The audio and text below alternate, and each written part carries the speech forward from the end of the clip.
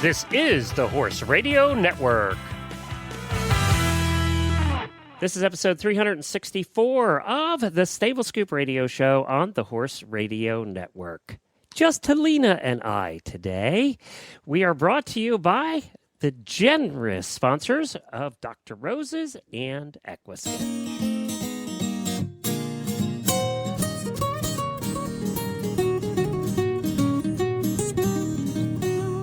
Welcome to the Stable Scoop, with weekly shows delivered right to you. With Helena and Glenn the Geek, live from the stable, it's every week. They bring you the news through hail or high water, while using their tails as their own fly swatters. So sit on down and laugh till you poop, cause it's time again for the Stable Scoop. Stable Scoop. The Stable Scoop. Stable Scoop. I'm Glenn the Geek. And I'm Helena B., and you're listening to the Stable Scoop Radio Show on the Horse Radio Network. Happy anniversary, Helena. Thank you.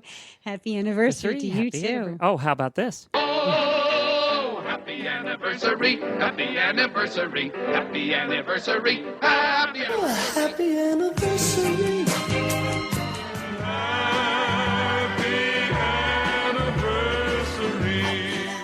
That's right. It is our anniversary. We are finishing our 7th year. Wow. Heading into our 8th year. How about that? And we didn't have the 7-year itch. No. Well, apparently not. We haven't broken up a divorce yet. We're both still married to the Horse Radio Network. We're both kind of still married to each other doing this show. So I guess we're good. We passed that mark. Now we'll be together forever. Now we'll be together forever, indeed.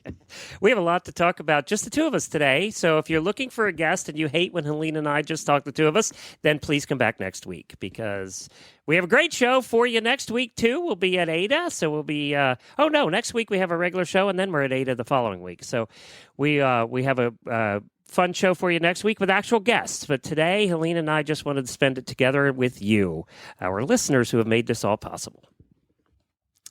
So what we're going to do later in the show, I want to chat with you a little first, is we're going to interview each other.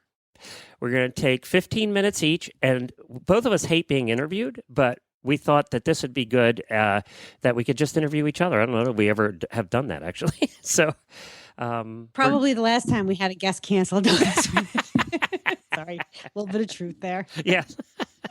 And I got done with the Podcast Movement Conference, and I talked about that on some of the other shows, but you're the one that I started this with and that we got it going together with, so I wanted to talk to you about it because I knew you would have loved the business side of it too. So we might get a little geeky and a little inside baseball here on podcasting on this episode more than I have on the others. And then also, we've had listeners that are new listeners all the time that wanted to know the origin story of all the different shows. So we will tell you how Helena and I dreamed up this puppy. So we'll do all of that in today's show. But first, let's talk about a fun new thing I found over the weekend. Oh, my God. Periscope. Have you ever heard of Periscope?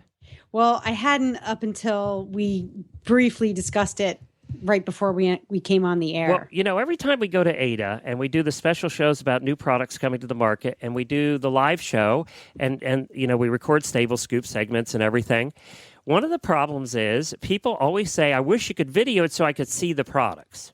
Yeah. Well, guess what? Periscope is here, and we will be doing that at this Ada. So what Periscope is, the app you download to your iOS or Android phone. It's free as far as I can tell. I didn't know anything about this this weekend, and half the people in the room, because they're all geeks, were periscoping. So what it is it's a live stream from your phone that other people watch the live stream from your phone live while you're streaming it. So the idea behind Periscope is a way for people to see what you see. It's like GoPro Live. and then there is But you don't have to be on the back of a horse. right. And then there's people watching you live. And the thing with Periscope, like everything has their little catch. Well, Periscope has hearts. And if you like what you're watching on your phone, on the live stream that you're watching, you hit the screen and it sends little hearts up to the person doing the video. So they know how much you're liking the different parts of what you're showing. So if they like something that happened, if you're videoing whatever, they like what happened. Maybe they like a product that we're showing. They just tap the screen and it sends little hearts. And then at the end, you're rated by the number of little hearts you get.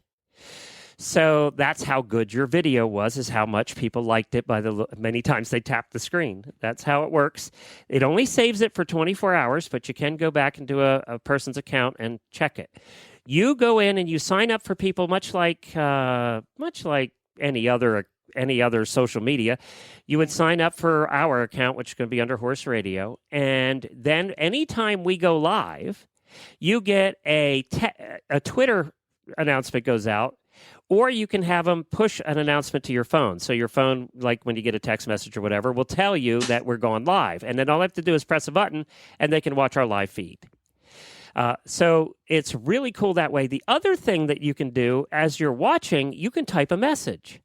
And then the person doing the periscoping will see those messages come up on their screen. So they could say, well, turn a little more to the right, or turn a little more to the left, or show me this. And you can do what they want you to do as you're doing the videoing and periscoping. So it's an interactive thing as well. Can you turn that off? Can you turn that feature off? Because I'll be spinning around in circles. Turn to the left, turn to the right, up, down, lower, higher. But don't you think this would be great for the trade show? I think it'll be wonderful for the trade show. Obviously, I can think of at least 24 uses for this right off the bat.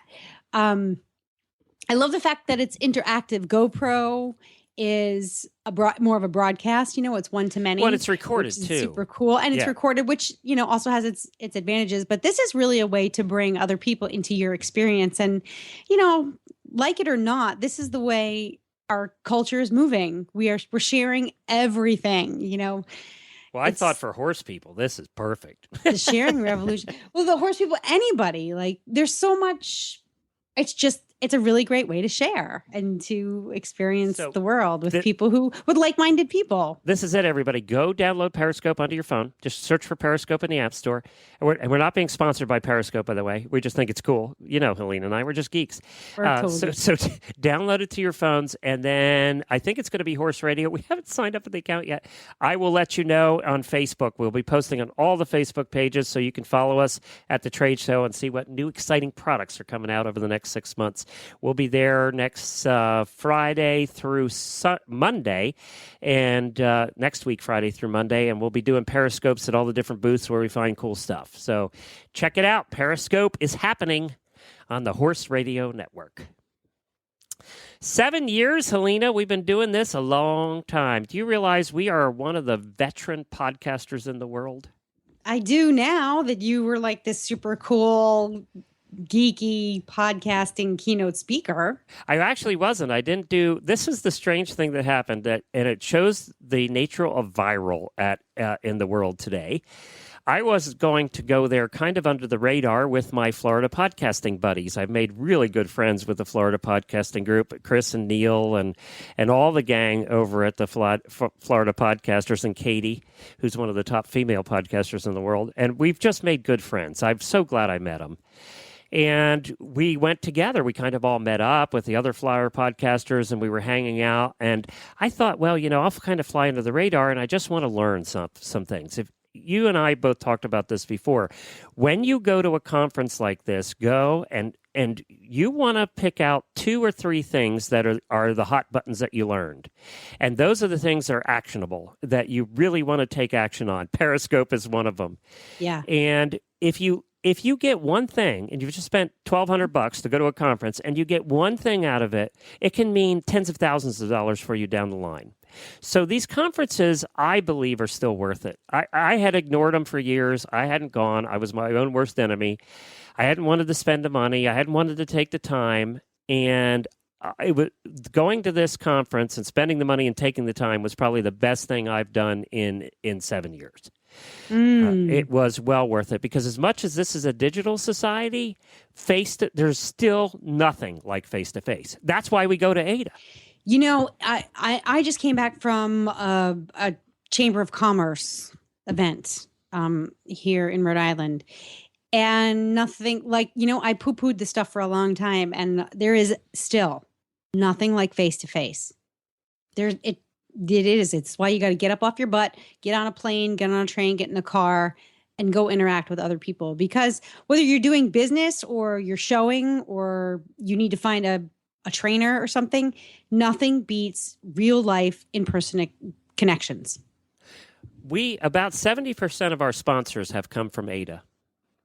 We probably wouldn't have those sponsors if we didn't go to ADA. Well, the thing is you do business with people. Yes. You don't do business with businesses. And, you have a chance to shake hands, ask somebody questions, get to know them. So you make friends. Who better to do business with than your friends? And so, you obviously we're not making like deep BFFs here at these events, but you are making business friends. And, we go to ADA, we meet people, we smile, we ask questions, we get to know one another, we go out to lunch. It's not as contrived as a lot of people think it is. It's actually very real. It's very authentic. And it's just a way to truly connect with other people. You know what? If I have something that I do, a business or a product or service that I offer, and it's not what you need, cool. We can still be friends. I can still refer you to somebody else. And guess why? what? Because I think you're a good person. 3 or 4 years down the road, that person's going to come back. And now that with social media, it's easier for them to find you and you to find them. And they will have something you need or vice versa. And you're right. The most important things that happen at these conferences are not the meetings, are not the sessions. Yeah, you do learn stuff and you get stuff out of those. But the most important things is who you meet between the sessions. Yeah. So I made a vow this time, and I'm not good at this. I have to force myself when I go out in public to be an extrovert. And that's true of a lot of very gregarious, people on the air. And you wouldn't think that, I know, but Helene and I are both a little bit that way. We feed off each other. So when we go to events together, we're great, Yeah. But when you walk around by yourself, you're a little bit better than me, actually. And then I'm always a little bit apprehensive. This time I said, I'm just introducing myself to people. It's hard. It is hard. You have to really act like you're on stage in front of the mic and go for it. And, some people look at you weird. And then some of them I'll be friends with for the rest of my life that I went up and said, hi, I'm Glenn from the Horse Radio Network. And they go, what?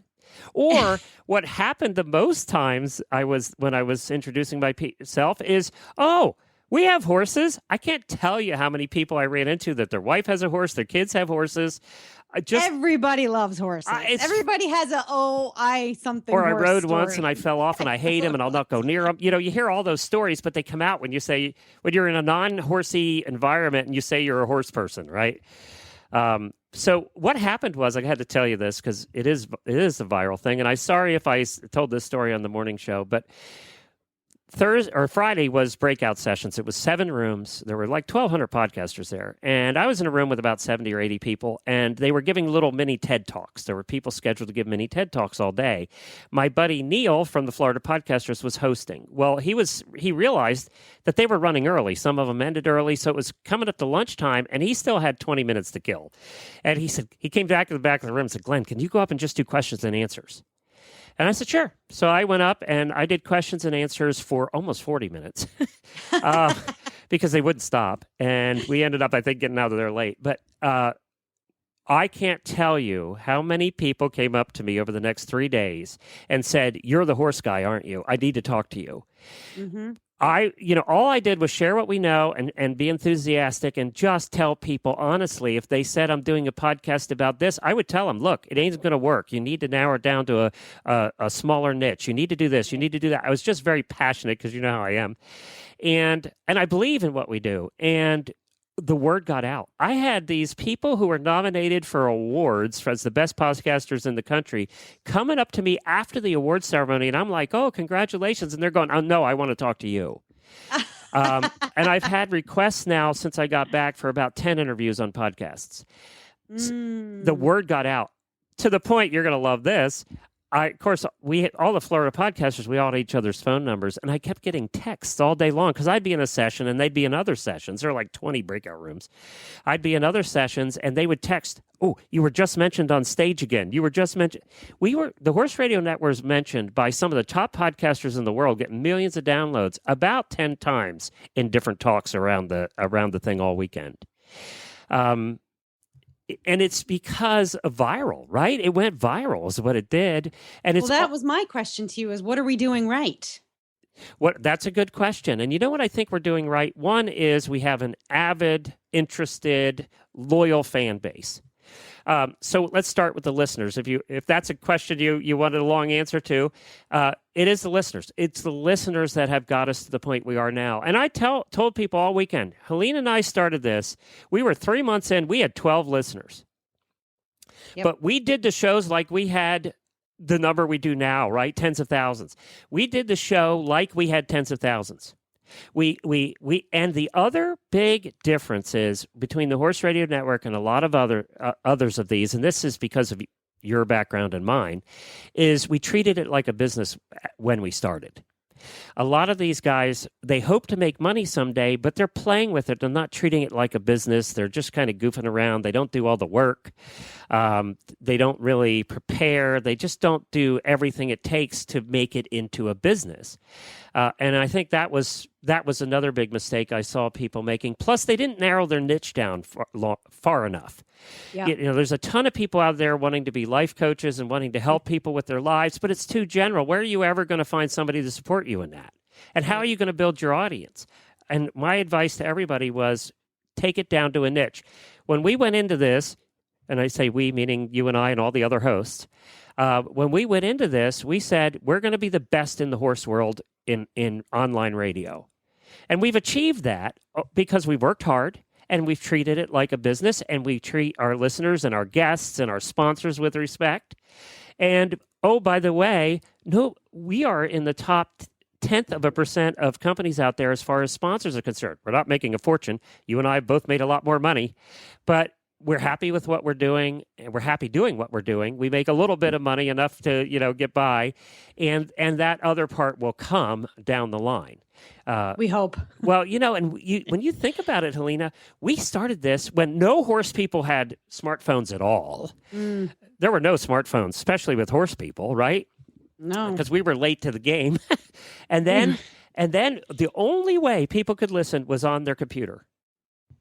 And through iTunes, if you could figure out how to download it through iTunes and get it onto your iPod, which very few were actually figuring out at that point.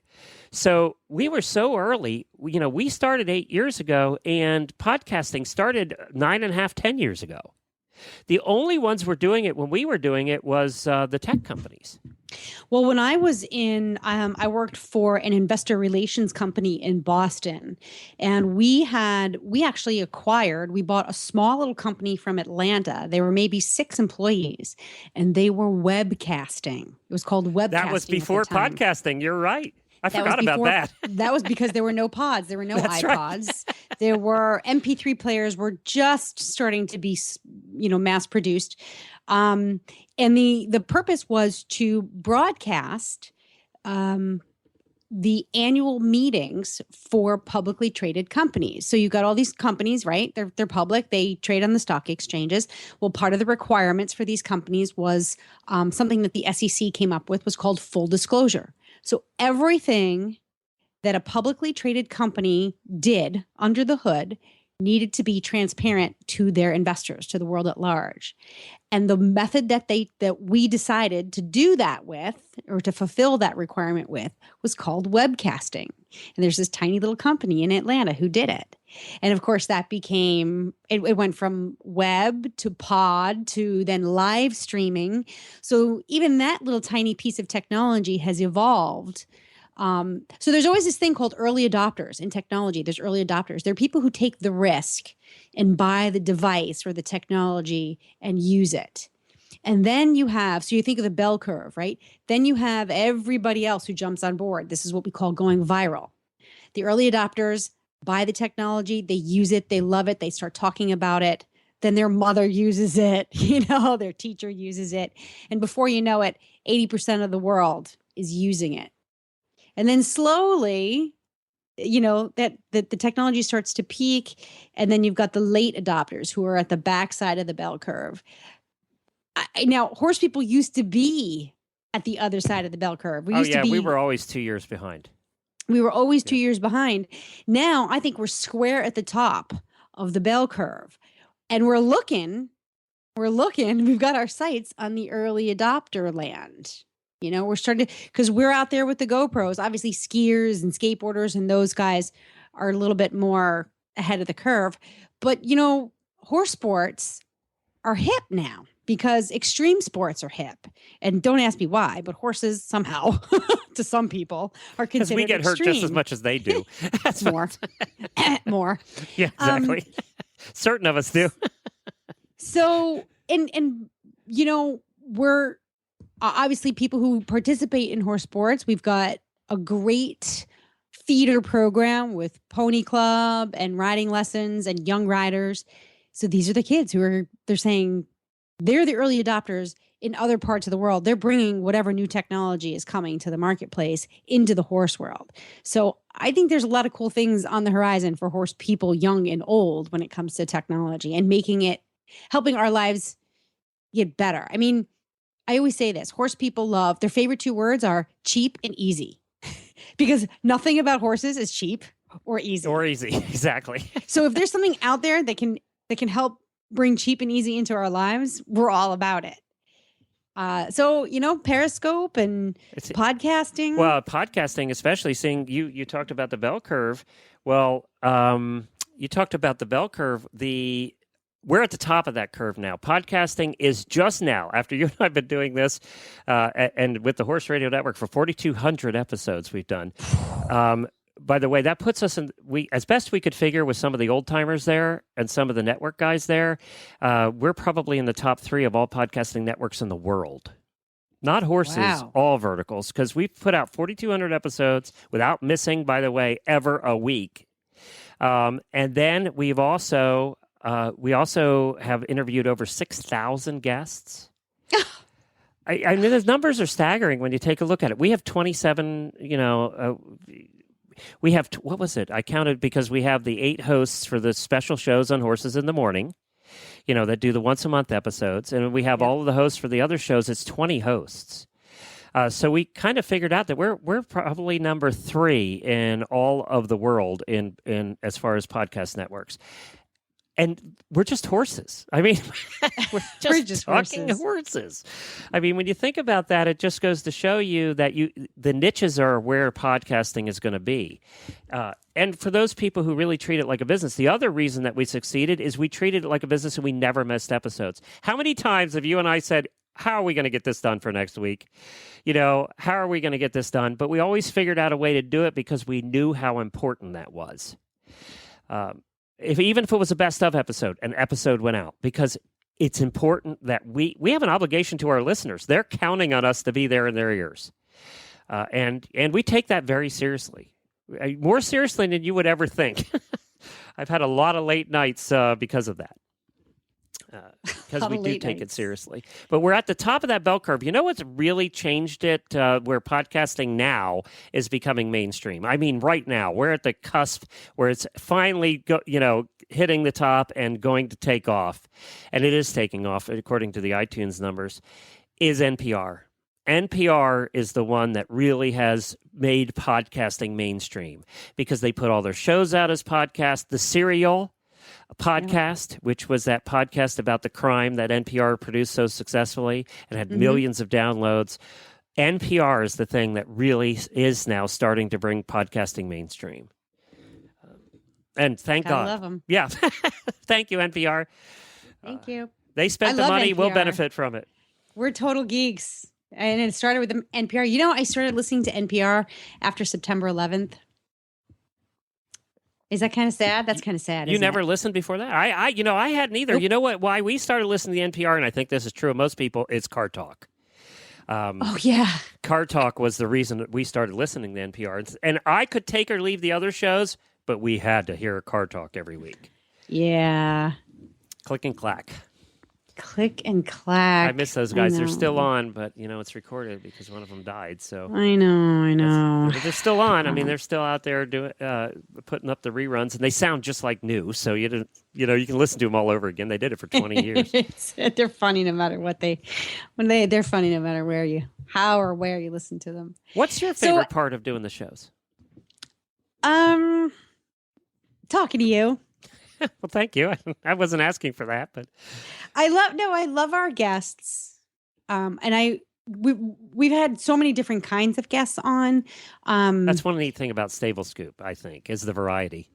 Is the variety. My favorite guests, I'll tell you, I really liked having Michelle from Right Lead Equestrian on, especially when we were talking about Cleveland Bays.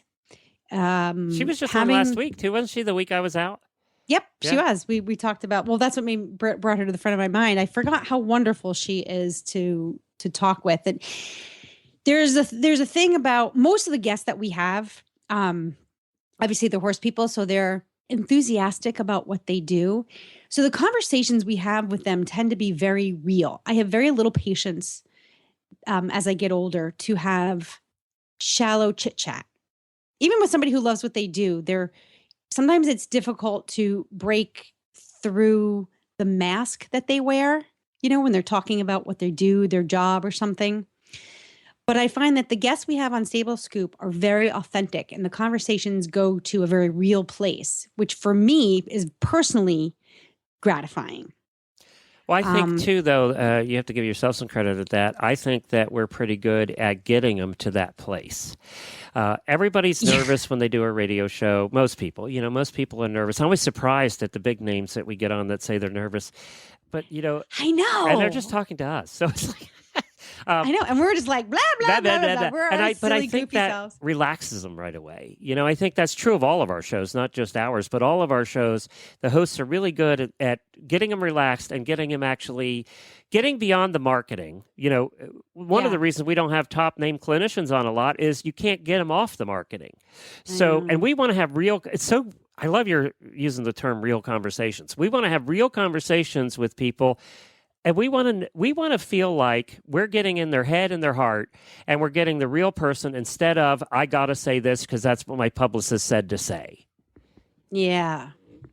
I mean, we talked a little bit about, with the Periscope thing, about sharing and connecting. I mean, and horse people get the need to connect very well. I think more so than other specialized groups because a lot of us pay attention to our horses and we understand herd mentality and the social animal because our horses are very social.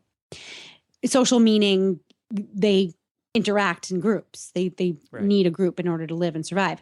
And so I think the human social animal for us to connect with others is very important. So using this technology to connect, even if it's just a conversation, to me, it's just deepening that connection. So it's satisfying a very real place in us, a very real need, social need in us. And so it's a beautiful way to marry the horses that we love, these herd animals that we love so much, and then the herd mentality in ourselves.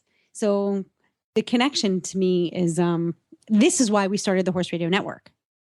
It's to strengthen that connection, to create a pipeline among horse lovers. Do you remember? You probably don't even remember, but our mission statement when we first started is to unite the horse world through entertainment and education. And yes, it's been our mission statement from the beginning. And, I actually think because of the popularity of the Horse Radio Network and the variety of shows we have on and the number of people who listen. We had a listener meetup, by the way. I forgot to talk about that on Sunday night that a listener organized. And we had the listener meetup. We had a couple of the hosts from the morning show there. And we had some of the listeners that came out, including a woman who was there from England who was visiting her family. And she was there. And it was so cool. It was such a neat night. And, they all said the same thing you just said, is that's what they like. They like the fact that they almost feel like they're eavesdropping on a private conversation. Yeah. that we're having. And who doesn't want to do that, right? I mean, I'm all over that. yeah, we all do that. I mean, that's all something. We're all voyeuristic in one way or another. But and they also said, you guys don't realize, meaning you and me and the hosts, don't realize how much we know about you and how much we feel like you're part of our families. Oh. And until we meet people, this has happened to all of us. You meet people and you're going, oh, wow, they know a lot about us. It's like sometimes we're surprised how much they know about us. They know that you got divorced. They know that they've grown up with Gracie. Oh, I know. I mean, when we started this, she was a tiny tot, and they've grown up with her. They've gone through how many moves with me? About 12. So, I mean, they've lived through all of this stuff with us that we talk about every week, and we're just talking and we don't even think about. But they've lived through this, all our different horses and our adventures and all our of projects. That. Yeah. Yeah. And I got to thank Leslie Covington, by the way, who's probably listening right now, for putting that meetup together. We really appreciate you doing that and organizing it. So thank you. Leslie is a rock star. She's been around for a while and very engaged. Yes. Leslie and it is like family. You see, like, this is the thing I know. I could say, okay, peeps, I'm going to be in Dallas, the week of November 18th or something like that. And, I know that there would be more than one door open for horse radio people. Like, I have experienced such a wealth of welcoming, open hearts, open doors, sharing just through the Staple Scoop show. I'm like, what did I do to deserve this? All I did was, get on a microphone and start blabbing about my life. But it's that connection. I believe it was on Stable Scoop. I wanted to bring this up. And by the way, I'll tell you here in a little bit, we're going to play a bonus for everybody at the end here. But do you remember when we talked about Romulus and Remus? Yeah. World's biggest ass. The world's biggest asses, right? Yeah. Well, they were there. The owners of Romulus and Remus, Kara Yellett, was there with her husband, and they lived not too far, and they wanted me to come out and meet them, but I didn't have time. Oh, I know. Wouldn't that have been fun? But they're doing great. Romulus and Remus are doing great. We talked to them back in 2013, but they were there. They listen every week. So hi, guys. And there were just so many others there, too, and I appreciate everybody who came out. I follow them on Facebook and absolutely love, we follow a lot of people on Facebook because we've obviously, with all of these guests we've had, we hook up with them on Facebook. That's one that I can't, I'm like, notify me every time. Right. I mean, doesn't mean post something. Every time they do something.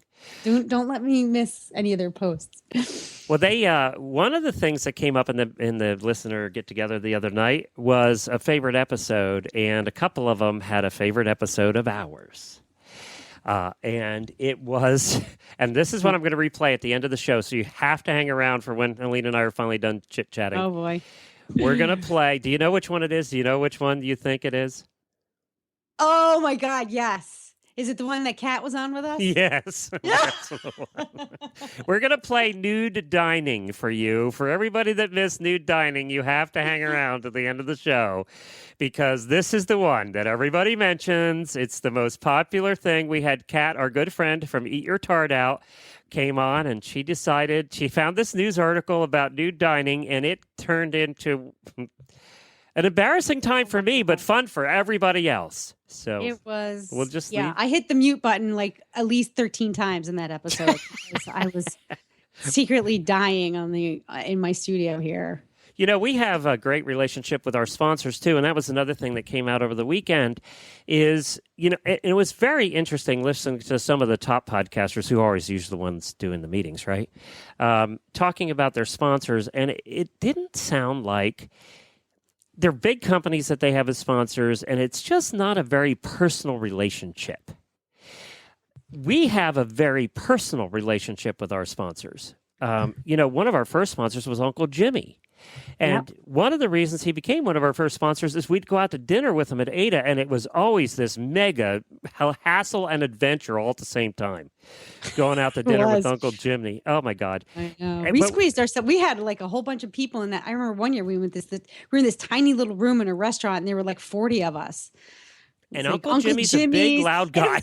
And then there's the Charles Owen people who are very conservative and Charles Owen and awesome. And then there's Uncle Jimmy and us. And it was such an awesome mix of personalities. It was a lot of fun. But we have that personal relationship with our sponsors. We have a 70% retention rate, which is unheard of in any industry.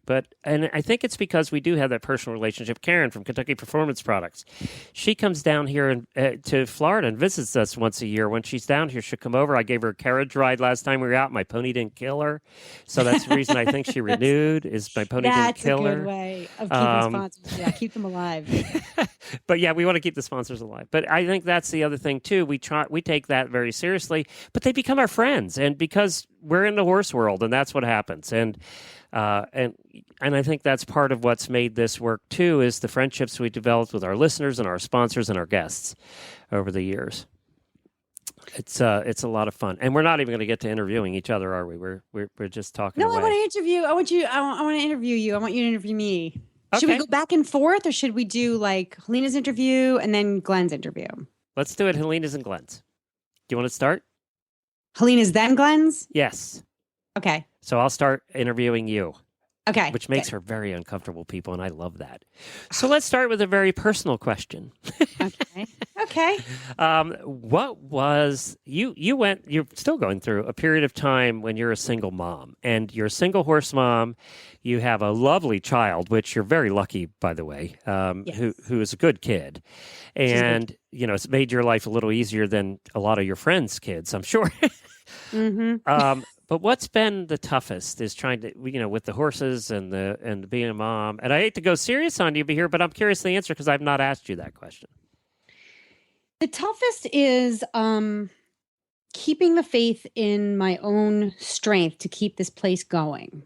So you, as a mother, you want to create the most engaging, safe, comfortable environment for your child. And when there's a big upheaval in your life, you want to keep as much the same as possible that you can. So I want to keep our house. I want to keep our farm. I want to keep our horses. And at the same time, I want to make sure that my child feels safe and engaged. But all of that is put on my shoulders. So I have to work. I have to parent. I have to ride. I have to muck. I have to pick. I have to mow. I have to weed whack. I have to test fences. I have to schedule the vet. I have to schedule the farrier. I have to schedule the farrier again because he can't show up. I have to.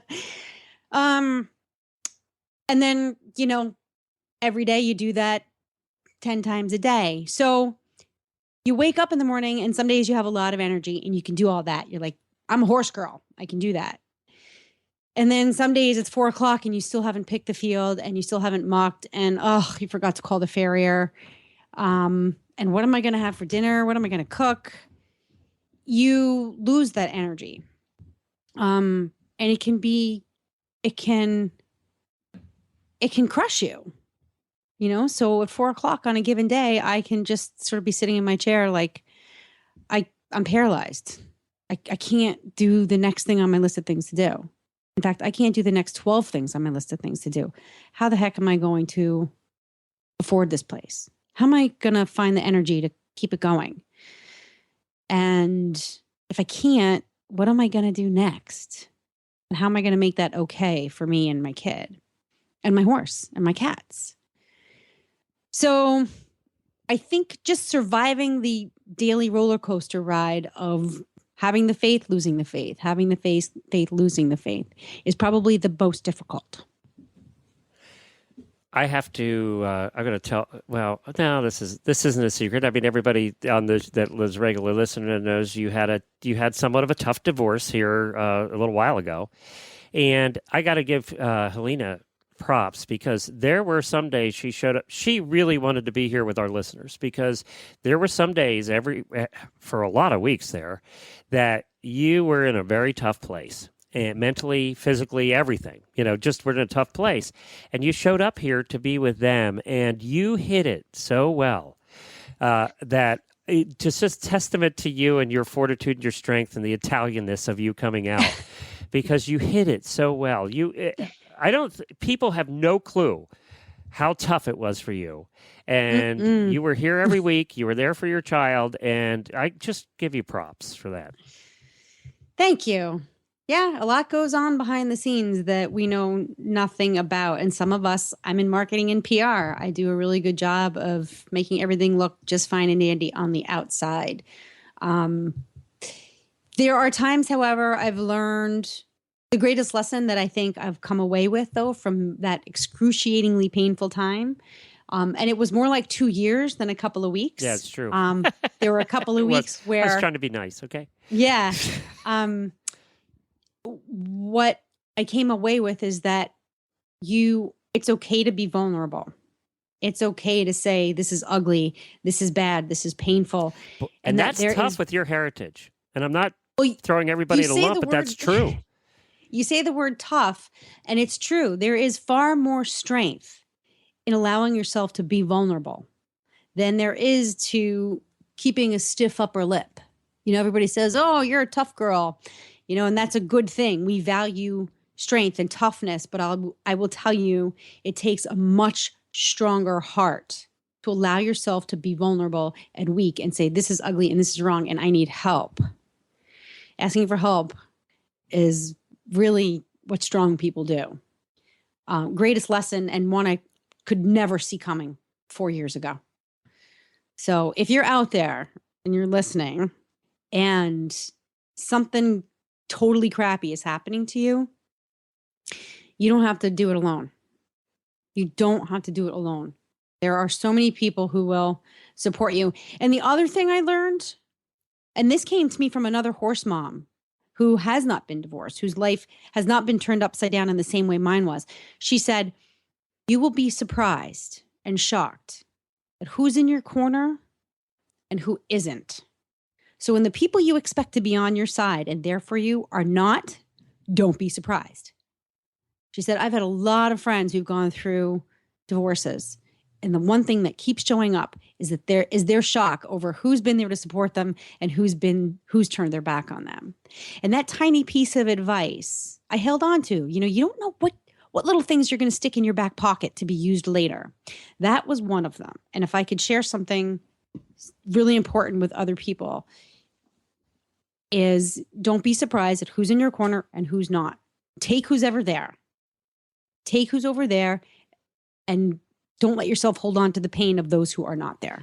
It just simply means they can't be there. I think it's hard, though, coming from the other end, having been in the other end of the microphone from you during those tough times, it's hard to know for people, and I think this is true, especially people who have not gone through divorce, or even if they have, it's hard to know what to do. So, you listen. I get that. You listen. I learned a lot going through your divorce, by the way. Yeah. What I learned was I'm not going to be anybody different. I'm just going to be there for you, but also say, okay, let's do a show now, and I didn't try and hold your hand. I was there for you, and I tried to be that spot in your week where it was the happy place, Yeah. Even though you didn't want to be happy. You wanted to be miserable. Didn't want to be You wanted to be miserable. And, because you're in that spot, you're in that place in your life where it's pretty miserable and you want to be miserable. And it's hard on the other side. And I think that relates back to what you were saying, about true friends. I think sometimes they just don't know what to do. Yeah. It's hard being on the other side too, because you want to help, but you can't, because there's really nothing you can do, right? Except for just listen. And that's the most you can do, right? And let the other person puke on you every now and again. I mean, verbally puke on you. Sometimes they just need to. No, sometimes it's the other thing, depending on how much alcohol is involved. It's true. That's true too. This is one of the things that I love about teamwork. Whether it's teamwork on the athletic field, teamwork in eventing, teamwork in a barn, teamwork at work, family teamwork is you're just there to listen to the other person. Whatever it is the team needs at that time, you give that to them. And I think one of the ways that we get through difficult things in life is to digest them, right? So something happens in your life, some kind of circumstance. And it's like having McDonald's when you really live on fruits and vegetables, right? Your body and your mind is shocked by this different circumstance. And you can't digest it in the same way you can your fruits and your vegetables, which are healthy and found happy for you. out about that last week, eating about 10 different meals of barbecue. When I headed home, I was like, oh, man, I don't eat that much red meat ever. Exactly. So you need to digest this bulk of stuff that's been force-fed to you. And it's usually dark, crappy stuff, right? And, your friends help you digest it. Having somebody there to just listen to you really serves as this like digestive enzyme. And so the dark stuff passes through you. Hopefully it passes through you quickly, or your body rejects it in some way. But it's really no different than having somebody pull your hair aside while you're leaning over the bowl, puking into your college dorm toilet. Okay, we'll leave that question with that thought.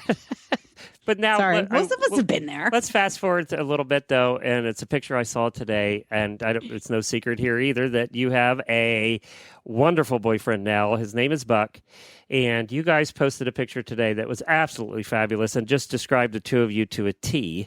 They say a picture, was worth 1,000 words, and that picture really was. The two of you look so happy, and I'm so happy for both of you, actually.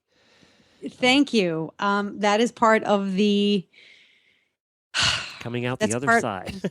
Coming out the other side. You attract your life. If you take a good hard look at what you've done to attract the life that you're living, and you take steps to change it. Hey, listen, divorce sucks, but it takes two.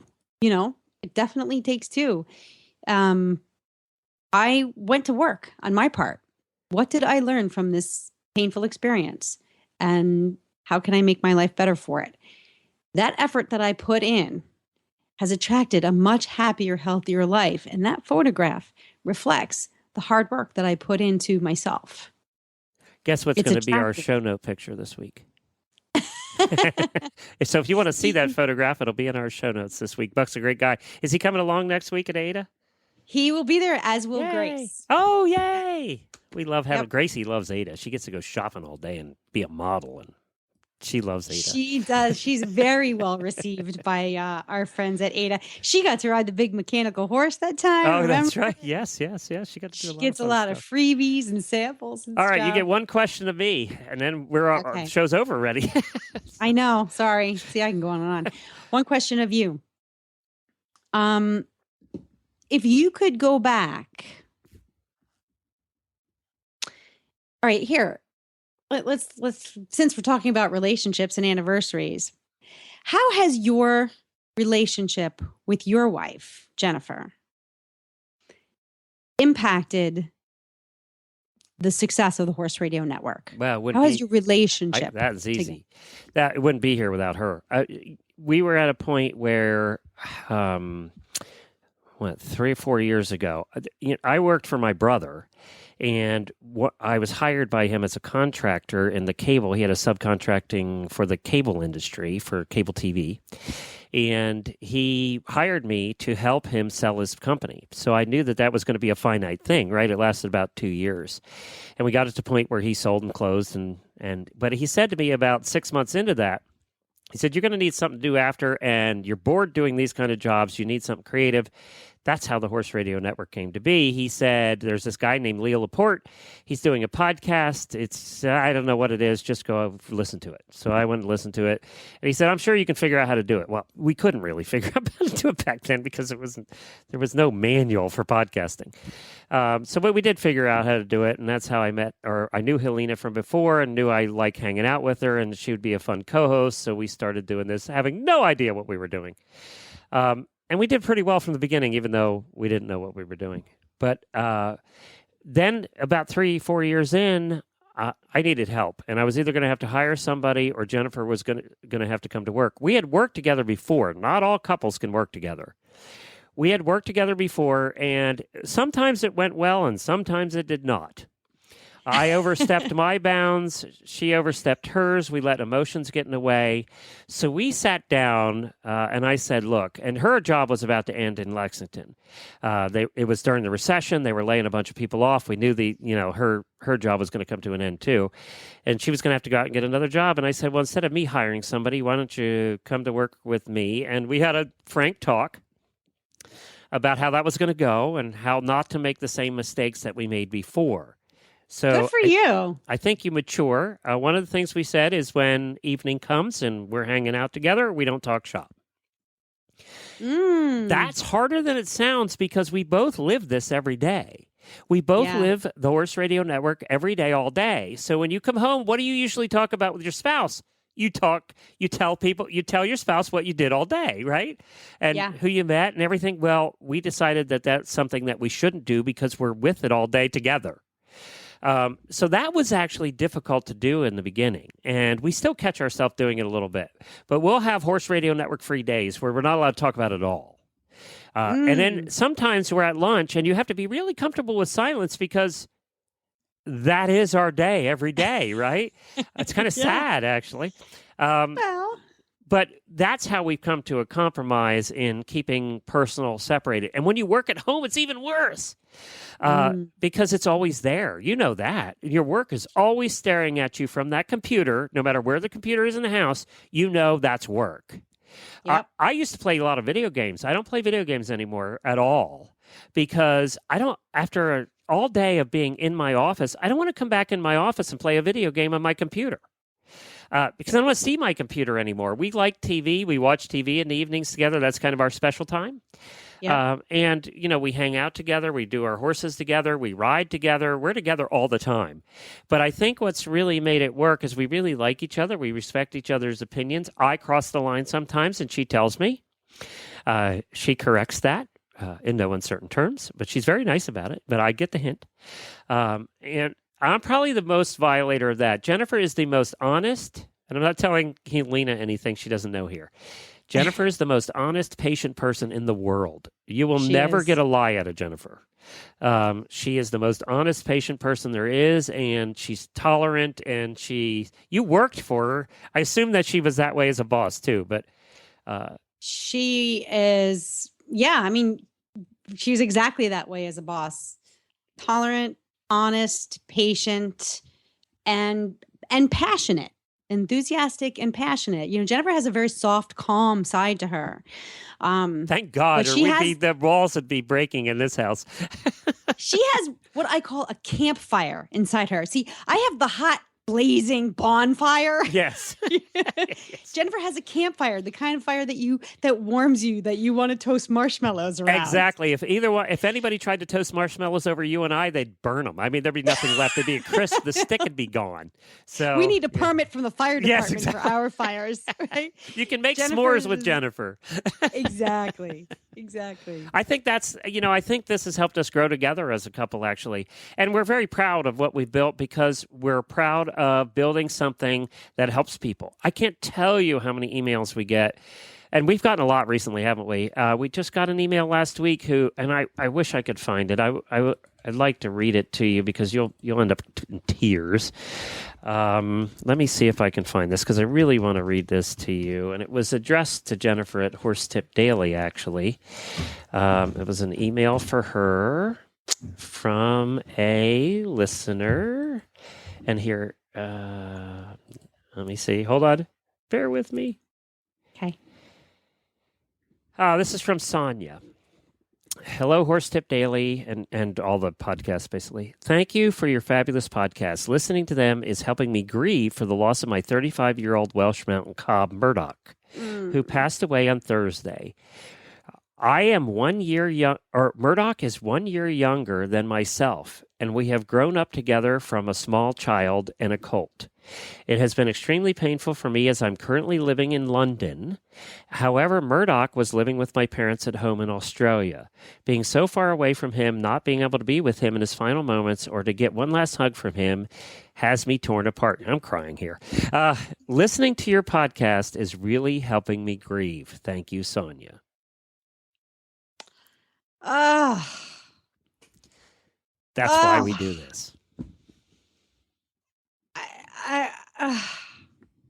You've sent me some emails over the years from listeners that my mouth just drops open when I read them at how we've touched people.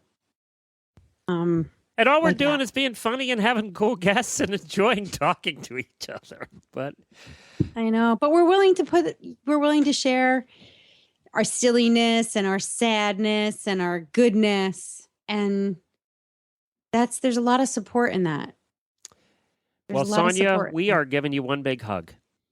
Huge hug. All of us here at the Horse Radio Network have been where you are, and we're giving you one big hug. And we're glad that we're there to help somebody who's living in London and came from Australia, and we're here in the United States, and we get to help. That's how small a world this is now. Welcome to the family, Sonia. We're doing an interview next week on Horses in the Morning. Oh, Jamie and I are doing a one-on-one with a show jumper from Russia. She lives in Moscow, and she wrote to us saying, I like your shows, but you've never talked about Russia. So we're going to have our first interview from Russia. How cool is that? I mean, that's just cool stuff. We're going to, wow, that's very serious stuff here. I was tearing up there, but I think that's important to give the Sonias of the world a hug and say we love you. And we're going to keep providing entertaining, fun podcasts so you can know why you do this horse thing. You can remember why at tough times like that. How about we end the show with some comedy and some laughter that's going to have you rolling off your seat? Our friend Kat, who just had a baby, who, by the way, hopefully is going to come back and tell us all about the baby next week. I'm hoping we can get her on for a couple minutes to talk about being a new mommy. She's from Eat Your Tart Out blog. We've had her on doing, recipes for years now. And even before that, she's been on our shows for years. She's a good friend of ours both. And we did a segment, one of our normal, what we thought was going to be segments on a recipe. And the following is what came out of it. But before we get to that, we're going to share a couple of our sponsors with you, and we really appreciate them. And we want you to go out, and we want you to support our sponsors. That's how you can help support the programming here at the Horse Radio Network. And we want to also thank all of our auditors who pay a little bit every month to be part of the Horse Radio Network family and to be kind of a special part, an insider part. If you want more information on that, go to stablescoop.com. There's a banner in the middle of the page. Helena, this has been fun, tear-filled, and also, just lovely hanging out with you. I get to see you next week. I know. I'm very excited. Talk about one big happy family. Periscope, people. Periscope. Download it on your phone, and you'll get to see us too. It will be a lot of fun. We'll have a good time. Don't explode anything on my, no more air vest things. No exploding stuff this time. Jennifer's here holding something. I don't know what she's holding. She's holding it. I don't know what you're doing. I have no idea. I don't know what she's doing. So I'm going to have to leave it at that. I have no idea. She's holding a thing. She made her own carrot stick at the end of a whip. It's not. Yeah. And she just held it in front of me. And now I went up to touch it and she clicked her clicker. She's clicker training me. Get out of here. Campfire. Get it. She says my pony learns faster than me. He chased us around the stall within 3 minutes. My pony. She said he chased it around the stall within 3 minutes. He's smart. He is so smart. Is it a real carrot? No, she just put this thing at the end of a whip.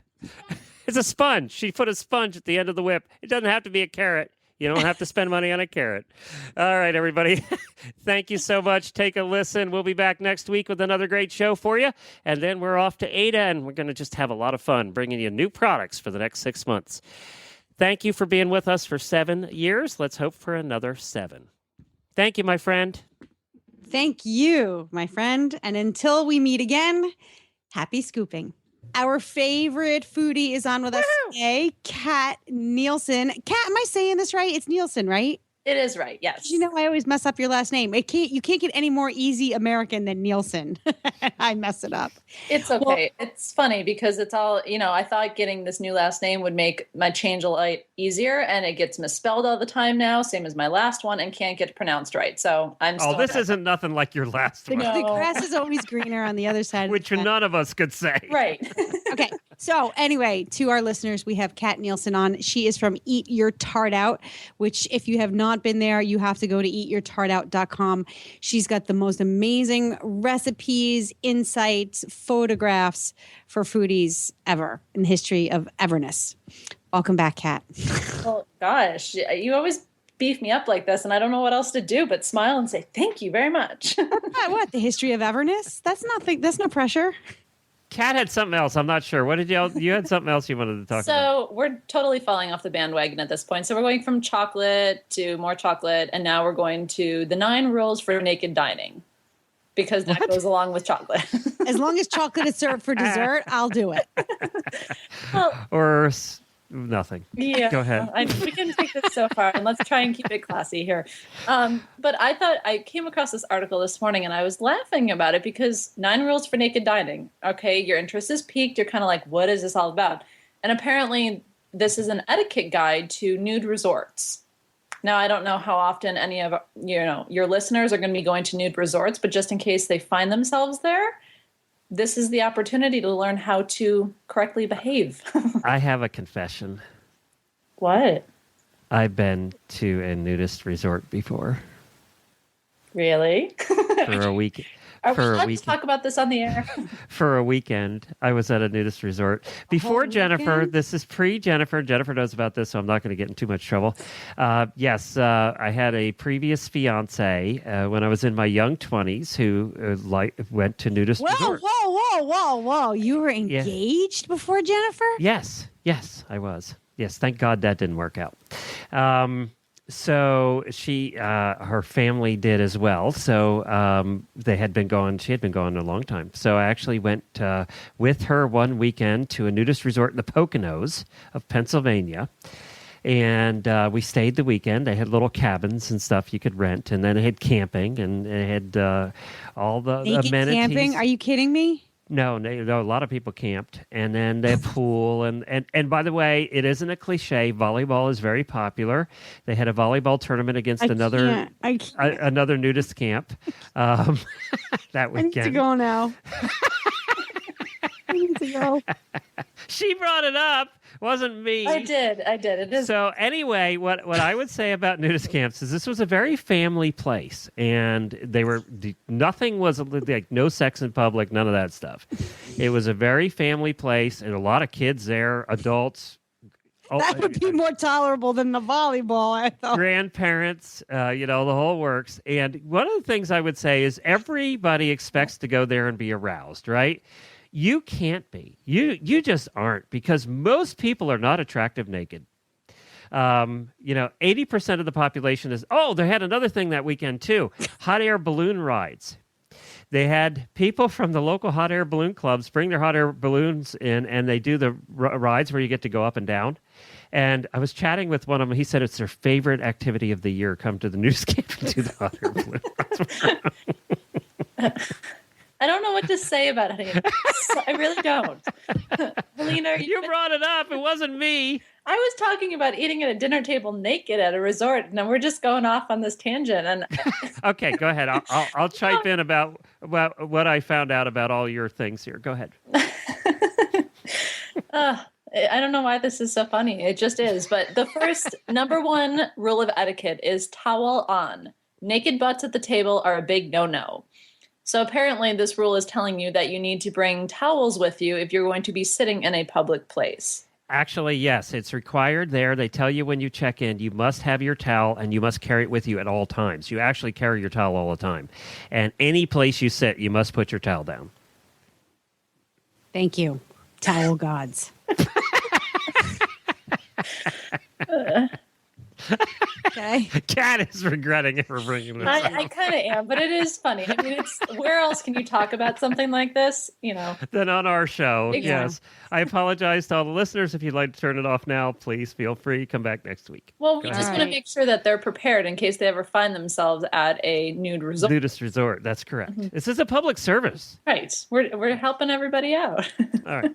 Okay. The number 2 is just because we're all naked doesn't mean we're all friends. Now, what you were saying, Glenn, is that everybody was friendly, but it doesn't mean you should go and sit down at someone else's table or cozy up if you don't know the person. Kind of wait to be encouraged to come over. That is the other thing you get taught when you go into the camp is that personal space is still personal space, even with or without clothing.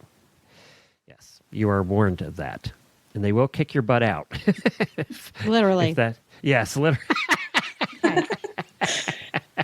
This one, it makes sense. Just took me a little while to kind of absorb it. Was listen to your mother and use a napkin. As a matter of etiquette, covering your private parts with a napkin while at a nudist event is good manners. Makes sense. I didn't see anybody doing that. Okay, go on.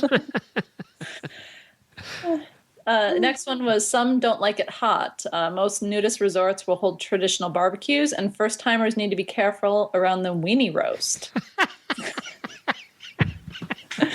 Don't allow your waiter to serve you a hot bowl of soup. He can spill it in your lap. Makes sense. I would have never thought about that, but now that I'm thinking about it, it makes me just want a salad and call it a day. Next one was... Are you on your seat, Helena? I'm considering stuffing my napkin down my throat at the moment. But you need your napkin to cover your private parts, Helena. Yeah, don't do that. Keep going, because we got to get through this list. Listen to your mother part 2. Sit up straight. Good posture at the dinner table is always a way to show good breeding and good manners. But when you're nude, slouching and elbows akimbo are not only more noticeable, they create a silhouette that is less attractive. I don't know about you, but none of this makes me want to go to a nude resort. I just don't think nakedness should be at the dinner table. I don't. I'm not a prude. You know, if I'm all about nakedness at the beach is fine. You know, on your balcony, I don't know, sailing, fine. At the dinner table, I can't. I can't. This is going in the best of list. Go on, Kat. Well, what's funny is how do you keep? I can't even. No. How do you keep your body parts out of your soup? Well, that brings us to rule number 5. No one. See, there's an answer for that. No one will pardon your reach. Don't reach, even if you think it's not a reach. Nude dining requires a great margin of coordination and control. Without a bra and a well-endowed chest, reaching even a little may result in your breast in the marinara sauce. Oh, yeah. Okay. See, I didn't even see that. Right. There is... It's just funny hearing Kat read this. That's Gives the new funny meaning part. to the word meatball.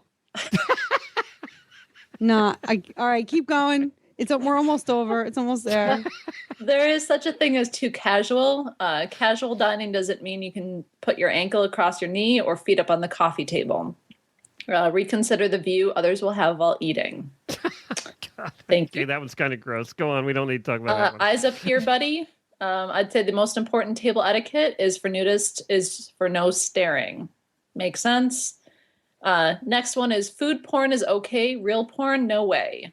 Goes back to kind of not using this as an arousal thing, is just more of a lifestyle for some people. Yes. And keeping your phones put away. You're not allowed to Instagram your dinner at resorts.